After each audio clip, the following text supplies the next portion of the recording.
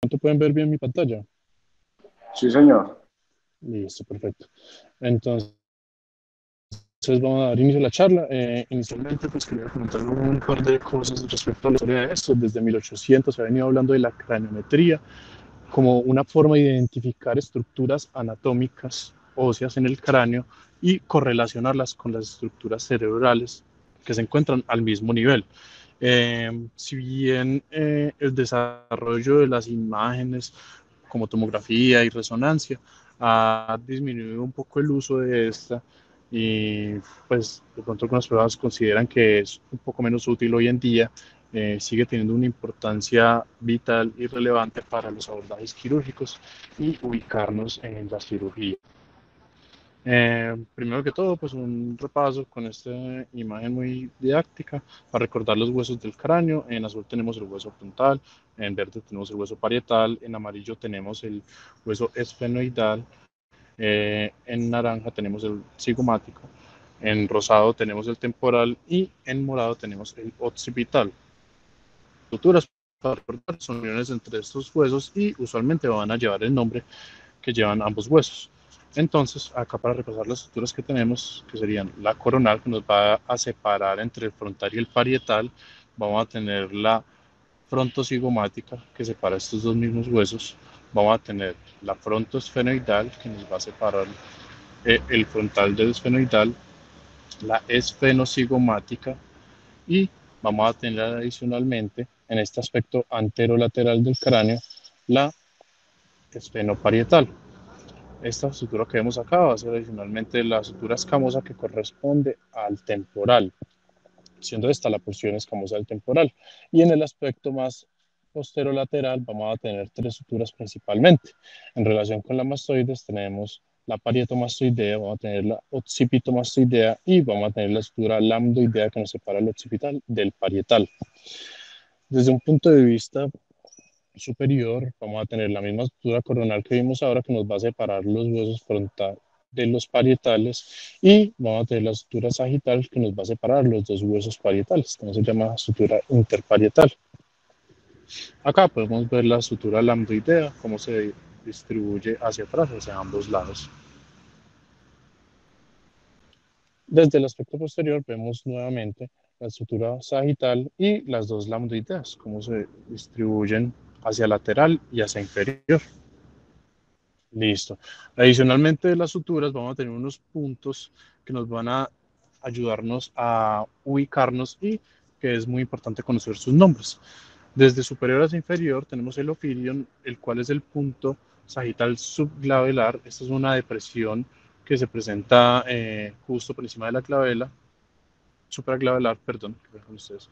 La glabela, que es el punto más anterior del cráneo, o la protuberancia frontal media, el nasion, que corresponde al punto de la unión con el frontal, el renion, que corresponde al punto distal entre la sutura interna, el sacrum, que es la confluencia entre la sutura lacrimomaxilar con el frontal. Hacia lateral tenemos el renion, que va a ser el punto más prominente del arco cigomático, y si vemos más abajo la porción anterior de la espina nasal, que va a ser el punto nasoespinal, y inferior a esto vamos a tener el prósteno, que es el punto distal de la sutura intermaxilar, si es que esta está presente, o básicamente entre las apófisis alveolares de los dos incisivos. Y el punto más inferior que va a corresponder al nation, que es el punto más anterior e inferior de la mandíbula en la línea media. En el aspecto lateral vamos a tener que la porción más superior del cráneo va a corresponder al vértex, y adicional a esto vamos a tener que cuando se intersectan diferentes estructuras, estas también van a llevar un nombre. Entre estas va a ser el Stephanion. El Stephanion es la intersección entre la sutura coronal y la línea temporal superior, que acá se la estoy demarcando. Recordar la importancia de esta porque es donde está la inserción de la fascia del músculo temporal. Otra estructura muy importante es el terion. El terion es la confluencia entre varias suturas, como podemos ver, la escamosa, la temporosfenoidal, la coronal y la frontosfenoidal. Adicionalmente vamos a tener el asterion en la porción posterolateral, que va a ser la confluencia entre las tres estructuras que les comenté ahora, la lambdoidea, la occipitomastoidea y la parietomastoidea. Ya en un momento vamos a ver la importancia de estas confluencias y estas denominaciones. Ahora también tenemos que la confluencia entre la estructura sagital y las dos lambdoideas nos va a delimitar un punto que se llama lambda. Otro punto muy importante para tener en cuenta es el ilion. El ilion corresponde a la prominencia occipital externa y el opistocranium, que va a corresponder al punto más posterior del cráneo. Este se va a encontrar, como vemos en esta imagen, entre el lambda y entre el ilion. Luego, nuevamente el vértex como el punto más superior, bregma, que va a ser la unión entre la sutura coronal con la sagital, pues, bueno, ya lo mencionamos previamente, y el ovelion, que va a ser la intersección entre la sutura sagital y los dos agujeros parietales. Recordemos que acá es por donde salen las venas emisarias a conectar las venas occipitales con el seno sagital superior. Y desde el aspecto inferior del cráneo podemos encontrar de anterior a posterior el estafíneo, que corresponde a la espina nasal posterior, el basión, que corresponde a la porción más anterior del cuerpo magno, y el que corresponde a la porción más anterior del magno. Listo. Para iniciar, una estructura muy conocida, muy famosa, que es el TEN, como les comenté ahora previamente, es la unión entre la sutura frontoesfenoidal, entre la sutura temporoesfenoidal y entre la sutura escamosa en relación con la sutura coronal, que es la que viene acá. Usualmente, como podemos ver acá y como está esquematizado en los libros, este toma una forma de H, que es su presentación más común. Este tipo de terion se llama terion esfenoparietal. ¿Por qué se llama así? Porque es la sutura principal que presenta. La esfenoparietal va a ser la que le confiera la forma de H en relación con la escamosa y con la coronal y con todo esfenoidal. En la presentación del terion. No siempre se va a presentar con la forma clásica de H. Otra de sus variaciones va a ser la frontotemporal. Igualmente va a ser por la sutura principal, entre el frontal y el temporal en este caso. El terion epictérico va a ser cuando tengamos un hueso sutural que corresponderá a la unión entre estas suturas. Recordemos que este hueso no estaba en las otras formas. Y el estrellado, en el cual no va a existir una sutura prominente, como son la esfenoparietal o la frontotemporal, ni va a existir un hueso sutural. El más común, pues, para recordar, es el esfenoparietal. ¿Qué relación tiene el terion y por qué es importante? El punto más posterior del terion, que va a corresponder a la intersección entre la sutura escamosa y la esfenoparietal, también se conoce como el metapterion.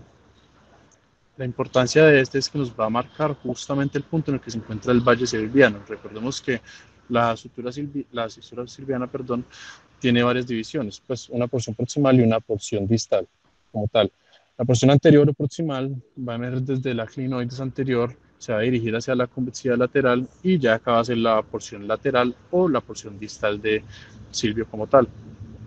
Vamos a tener unas ramas anteriores que van a ser una anterior horizontal que nos va a separar la pars orbitalis con la triangularis del giro frontal inferior, y vamos a tener la porción ascendente que nos va a separar la pars triangularis de la opercularis.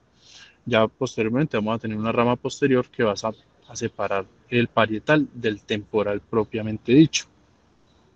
¿Cuál es la importancia entonces de esto? El valle silviano va a ser una apertura que va a tener la fisura de Silvio, que nos va a permitir incidir a través de este para entrar hacia estructuras más profundas. Abordaje muy importante en la patología vascular, principalmente los aneurismas. Adicionalmente, vemos que tiene estrecha relación con el giro temporal superior y con el giro frontal inferior, que corresponde al área motora del lenguaje. O a vamos a corresponder a puntos en los abordajes del valle y hacia el conocimiento de la atractura de forma segura. Como les comentaba, esta estructura anatómica nos va a servir para guiarnos en los abordajes principalmente. El abordaje terrenal es de los más utilizados en neurocirugía, probablemente el más famoso incluso, y tenemos que, pues, para poder abordar este, necesitamos un conocimiento de la anatomía de las suturas y de las estructuras, principalmente el tallo. Después de hacer una incisión y abordar los tejidos blandos superficiales, se hizo también la disección del músculo temporal, dejando el manguito para una corrección posterior, y a este nivel es que se va a realizar la craneotomía. ¿De qué nos sirve conocer esto? Al conocer la estructura anatómica, si el punto silviano anterior y posterior, sabemos cómo se va a delimitar la estructura silviana y en dónde vamos a incidir para poder entrar en esta. Ubicando en forma anterior con el lóbulo frontal superior hacia la susura silviana y de forma inferior hacia la susura silviana el lóbulo temporal, ubicando estructuras importantes como les comenté previamente, como el valle silviano y el área de Broca. Adicionalmente, otro punto muy importante que tenemos va a ser el punto rolándico inferior, que corresponde al punto como tal en la superficie cerebral. Sin embargo, este se va a relacionar con el punto escamoso superior, que corresponde al punto en la superficie craneal como tal. ¿Cómo vamos a identificar este punto? En la hendidura preauricular vamos a dirigirnos superiormente 4 centímetros. Este punto va a ser justamente donde se va a encontrar el punto rolándico inferior y va a corresponder la mayoría de las veces a la intersección entre el surco central y la cisura silviana. Adicionalmente, si nos dirigimos 2.5 centímetros aproximadamente hacia anterior sobre la cisura silviana, nos vamos a encontrar con el punto silviano anterior. Otra relación muy importante que tiene este punto rolándico inferior va a ser que en la porción opercular del temporal se va a relacionar estrechamente con el giro recto de Hertz. Adicional a este, vamos a tener un punto rolándico superior o sagital superior. ¿Cómo vamos a encontrar este? Les comenté inicialmente estructuras anatómicas de referencia como son el nasion y el ilion. Entonces, si uno traza una distancia entre estos a través de la superficie craneal, siguiendo la sutura sagital, y divide esto en 4 cuartos, o sea, en 4 porciones, si nos dirigimos, ya sea desde bregma 5 centímetros hacia posterior o desde la mitad entre la distancia entre nasion e ilion y nos dirigimos 2 centímetros hacia posterior, ahí vamos a encontrar como tal el punto en el que vamos a tener el punto rolándico superior. Recordemos que este va a ser básicamente la representación del giro central, del surco central, perdón, en la convexidad. Existen diferentes métodos y se han visto para relacionar los principales surcos, como son el central y la cisura de Silvio. Uno de estos métodos es el de Taylor-Hudson, que inicialmente se va a trazar un plano de Frankfurt, que es el que se ve más inferior en verde. Este va desde el margen inferior de la órbita y pasa por el porion. Luego, lo siguiente que se hace es dividir la distancia entre el nasion y el ilion en cuartos, como lo hicimos previamente, y vamos a trazar unas líneas perpendiculares que van a ser inicialmente una condilar que va a pasar por el cóndilo de la mandíbula y una auricular posterior que corresponderá a la mastoides. En el punto en el que se intersectan la superficie craneal superior, ese va a ser el punto rolándico superior, y el punto rolándico inferior se va a dar después de trazar una nueva línea que va a ser en la parte medio orbitaria hacia el 75% o los 3 cuartos de la distancia que comenté entre el nasion y el ilion. Y justo en este punto donde se intersecta la línea preauricular con la línea que representa la cisura de Silvio va a ser el punto rolándico inferior. Otro de los métodos descritos fue por Broca. Este lo que hizo fue hacer unos planos de Broca. El primero de estos va a ser el más inferior y va a pasar de la base de los dientes del maxilar y pasa por la mastoides directamente. Después de esto se crean las otras líneas que van a ser paralelas a esta, una superior que va a intersectar bregma y una media que va a ser paralela a las dos mismas, pero que va a pasar por el proceso angular externo del frontal. Posterior a esto va a crear unas líneas perpendiculares a las líneas previamente dichas del plano de Broca, una que va a ser auriculobregmática, que va a pasar a través del conducto auditivo externo y se va a intersectar con el bregma, y una que va a ir 45 milímetros posterior a esta. La intersección entre la línea del plano de broca media y la superior, con estas dos líneas auriculobregmática y la que va a 45 milímetros posterior a esta, van a ser lo que nos va a delimitar los puntos rodándicos superior e inferior. Y finalmente, el método de Roton para calcularlo, que lo que usa es el proceso externo angular del frontal con el 75% de los 3/4 de la distancia entre el nasion y el ilion, correspondiendo a la cisura de Silvio, y después la distancia medial del arco cigomático con el 50% entre la distancia entre el nasion y el ilion. Y así nos va a crear los puntos rolándicos superior, inferior y la trayectoria como tal de la cisura de Silvio. Otro punto muy importante que vamos a tener es el Stephanion. Este punto se va a presentar entre la intersección entre la sutura coronal y la línea temporal superior y va a ser de gran importancia. Usualmente se presenta de 7 a 8 centímetros desde la línea media.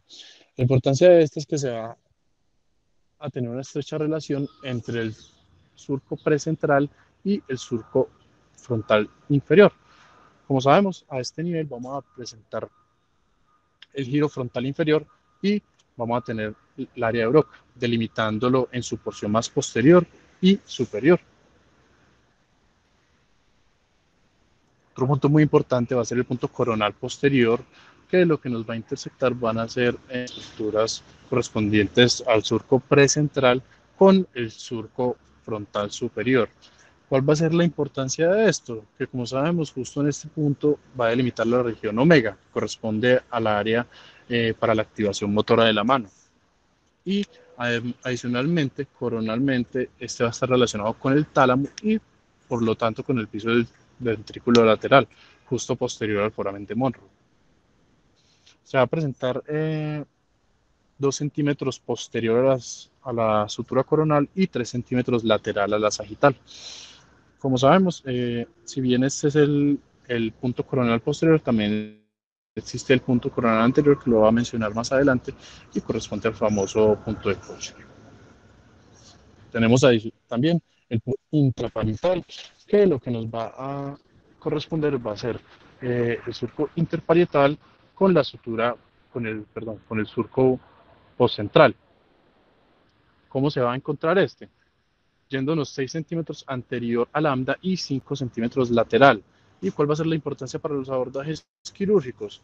La proyección coronal de este va a corresponder justamente al atrio y al trígono de los ventrículos laterales. Entonces, por eso va a ser un punto de entrada ideal para un abordaje transsurcal hacia el atrio, como se presenta en la figura de la derecha. El Eurion es otra estructura muy importante que en este caso va a corresponder a la línea temporal superior y a una línea que se va a dirigir aproximadamente 6 centímetros desde la superficie posterior de la mastoides y que va a pasar por la intersección entre la sutura escamosa y la sutura parietomastoidea. ¿Con qué se va a correlacionar el Eurion? Principalmente con los giros, con el giro parietal inferior, que va a corresponder a los dos giros supramarginal y el angular, teniendo la relación estrecha con el área sensitiva del lenguaje o área de Wernicke. Hacia posterior vamos a tener las estructuras que van a ser lambda y el opistocráneo. ¿Cuál va a ser la importancia de esto y cómo los vamos a ubicar? Recordemos que la protuberancia occipital externa o el ilion es una estructura palpable. Entonces, si a través de este nos vamos 2 a 4 centímetros hacia anterior o hacia superior, vamos a tener el opistocráneo, que va a ser el punto más posterior del cráneo. Y si nos dirigimos nuevamente 2 a 4 centímetros hacia anterior o hacia superior, vamos a tener lambda. ¿Cuáles van a ser las correlaciones de este? Justo a nivel de lambda, que es la intersección entre las sagitales y las lambdoideas, vamos a tener el surco parieto-occipital. Y a nivel del opistocráneo vamos a tener la cisura calcalina. Recordemos, como nos dijo Santiago ayer, la importancia de la cisura calcalina viene separándonos la cuña del giro lingual y que justo a este nivel se encuentra el área visual primaria. Yéndonos hacia inferior y hacia lateral, vamos a tener otros puntos muy importantes que van a ser el asterion y el ilion. Estos van a ser unos puntos que nos van a permitir correlacionar con estructuras vasculares de gran importancia. El ilion va a corresponder a la intersección entre el seno longitudinal superior, la tórcula o la confluencia de los senos y los senos transversos, justo a este nivel, como se puede ver. Y el asterion, que pues para recordar es la unión entre la lambdoidea, la parietomastoidea y la occipitomastoidea, va a corresponder a la unión entre el seno transverso y el seno sigmoides. ¿Cuál va a ser la importancia de este en los abordajes quirúrgicos? Eh, eh, para recordar primero, perdón, tenemos dos tipos de asterion. El tipo 1 va a tener un hueso sutural, un hueso borniano, y el tipo 2 no va a tener ningún hueso, va a ser directamente la unión entre las suturas.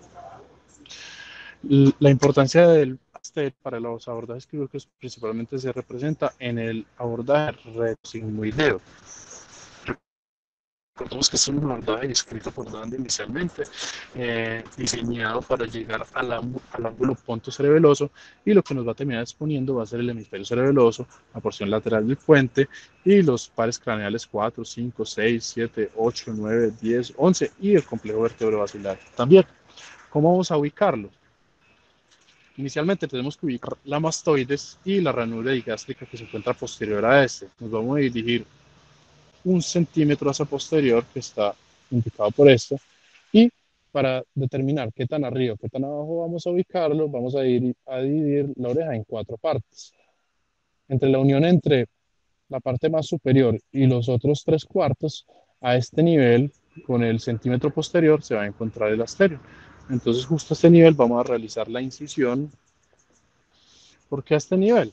Porque lo que tenemos que hacer es exponer el asterion. Como les comenté, va a ser la intersección entre el seno transverso y el seno sigmoides. Entonces, para realizar el abordaje retrosigmoideo, tenemos que hacer la craneotomía justo por debajo de este, para evitar esas estructuras vasculares de gran importancia. Ya una vez realizamos el abordaje y estamos adentro, como les comenté, vamos a tener la exposición adecuada de todas esas estructuras, complejo vertebrovascular y los pares correspondientes al puente principalmente, y los pares bajos.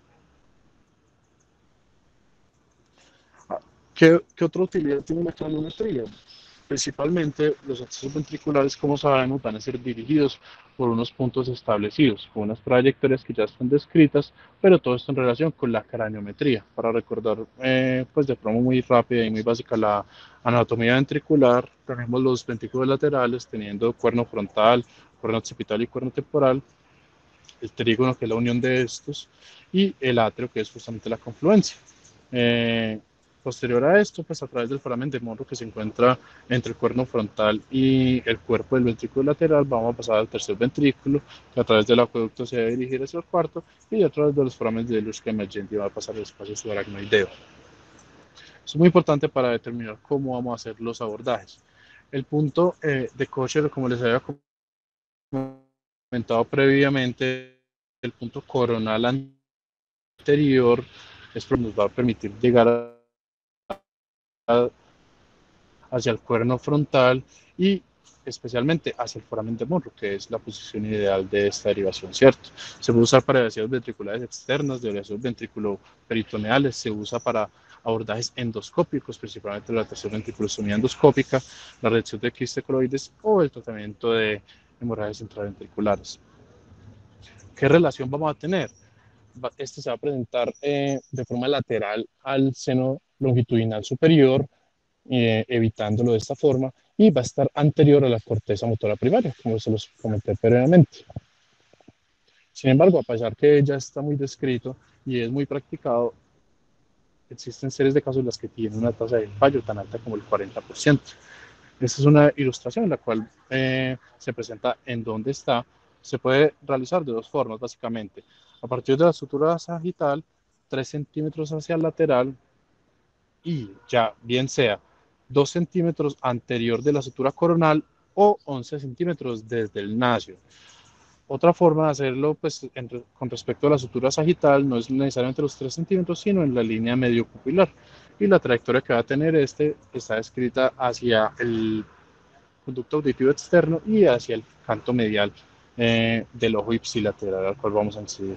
La distancia a la que vamos a introducirlo va a ser aproximadamente 6 centímetros. Otro abordaje pues, descrito es el de Payne. El de Payne es un abordaje que fue diseñado para cuando estamos haciendo craneotomías. Inicialmente pues, se describió en abordajes para aneurismas cuando tenemos un edema cerebral significativo y queremos solucionar esto para apoyar al paciente. El punto está descrito ubicando inicialmente el piso de la fosa craneal anterior, yéndose 2.5 centímetros hacia superior y 2.5 centímetros hacia anterior de la fisura silviana. ¿Cuál es el problema con esto? Cuando nos encontramos al lado izquierdo del paciente, porque el abordaje en este caso sería al lado izquierdo, si el aneurisma está de este lado, se han descrito pues, se han descrito casos en los que se da un daño del área de Broca, por lo que se han hecho otros puntos con modificaciones que son el de Park y el de Hume. ¿Qué hacen estos puntos? Principalmente, pues básicamente lo que hacen es dirigirse 2.2 centímetros más hacia anterior o 2 centímetros más hacia superior, teniendo un área de seguridad en este caso para no incidir en estructuras elocuentes. Otro abordaje hacia los ventrículos, pues para casos de emergencia principalmente, que es muy útil porque no necesita de un craniótomo, va a ser el punto de TUB. Este punto se encuentra justamente medial a la línea medio pupilar y lo que va a hacer uno es incidir y romper el techo de la órbita. ¿Cómo se va? Uno va a trazar una línea orbitomeatal por el borde superior de la órbita con el meato o el conducto auditivo externo, dirigiéndose 45 grados hacia superior y se dirige hacia la línea media aproximadamente 20 grados. Al incidir en este 8 centímetros, idealmente se esperaría encontrar el cuerno frontal del ventrículo lateral, siendo muy útil, como les comenté, dado que no requiere un craneotomía y se podría hacer de forma rápida en casos de emergencia. El punto de Kent, que va a ser el punto lateral, también es conocido como el punto parietal posterior. La estructura anatómica acá para tener en cuenta va a ser la pina de la oreja o la punta de esta, que es como se conoce.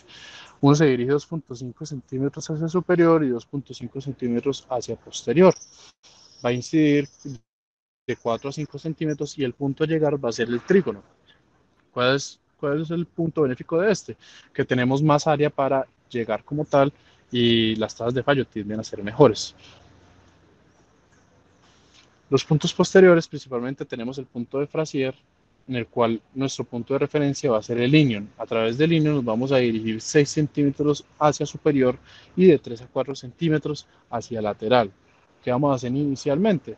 Se va a hacer una trayectoria que va hacia el canto medial del ojo contralateral y 4 centímetros arriba de este.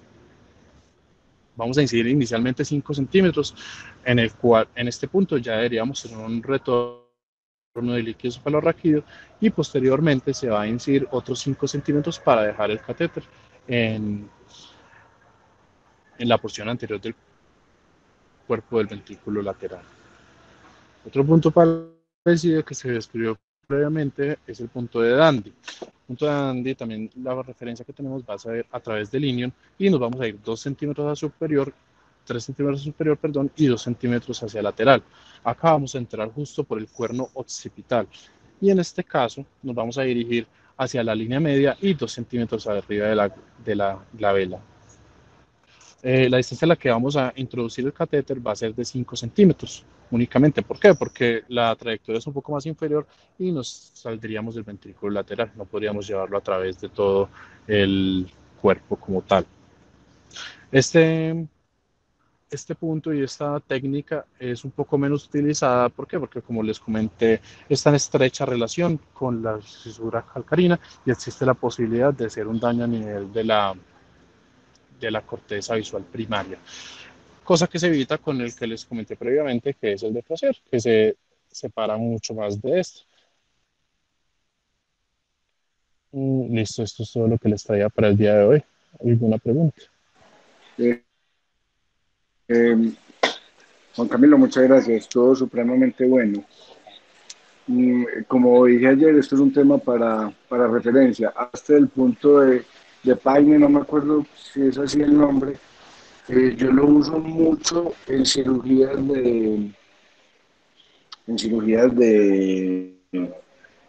pues cuando tengo que drenar el ventrículo, el puntico no falla.